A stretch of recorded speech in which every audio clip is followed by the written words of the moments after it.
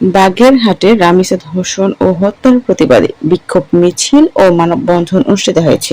নাসিম মৃধা, বাগেরহাট জেলা প্রতিনিধি। বৃহস্পতিবার দুপুর 1টায় বাগেরহাট প্রেস ক্লাব ও কেন্দ্রীয় শহীদ মিনার এলাকায় ধর্ষণ প্রতিরোধ মঞ্চ বাগেরহাট জেলা এই কর্মসূচির আয়োজন করে।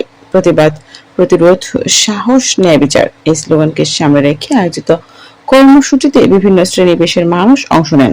বক্তারা বলেন, দেশব্যাপী নারী নির্যাতন, ধর্ষণ ও হত্যার ঘটনায় উদ্বেগ বাড়ছে। রামিসা হত্যার সুষ্ঠু তদন্ত ও দ্রুত বিচার নিশ্চিত করার দাবি জানান তারা।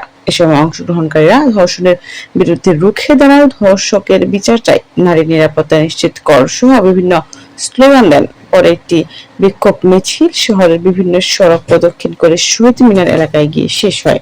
আয়োজকরা জানান, নারী ও শিশুদের নিরাপত্তা ও ন্যায় বিচারের দাবিতে তাদের আন্দোলন চলমান থাকবে।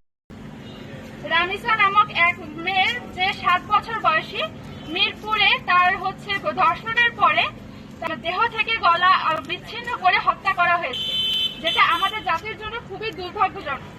এবং তার বাবা এই উক্তিটি করেছে যে বাংলাদেশে কোনো ধরনের বিচার হয়নি, এর উদাহরণও নেই, হওয়ার সম্ভাবনাও নেই।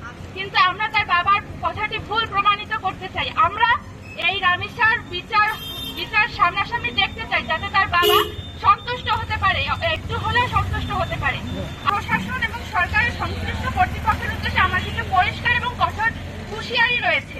হুঁশিয়ারিগুলো হলো, আপনারা যদি মনে করে থাকেন 8-10টা ঘটনার মতো এই ঘটনা ধামাচাপা পড়ে যাবে, দিন শেষে মানুষ সবকিছু ভুলে যাবে আর খুনিরা টাকা ধরে জামিনে সরাসরি বের হয়ে যেতে পারবে, সেটার দিন শেষ, তাহলে আপনারা বোকার সাথে বাস করছেন।